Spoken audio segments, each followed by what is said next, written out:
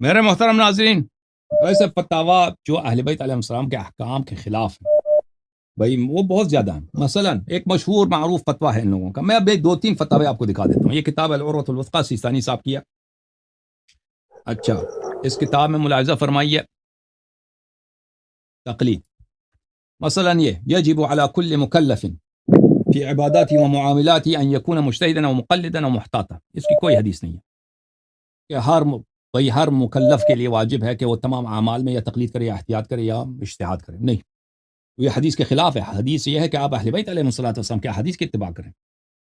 न इज्तिहाद मुज्तहिद होने की इजाज़त है आपको, न एहतियात करने की इजाज़त है, न तकलीद करने की इजाज़त है। आप हदीस हदीस पे अमल करें, ये वाजिब है। अल अक़वा बजवाज़ अल एहतियात अल अमल बिल एहतियात मुज्तहिदन कान औ ला, लेकिन यजिब अन यकून। अक़वा ये है कि आप एहतियात पे अमल कर सकते हैं। ये कोई इसके हदीस नहीं है, ये खुद इन्होंने बना दिया, कोई रिवायत नहीं है इसकी।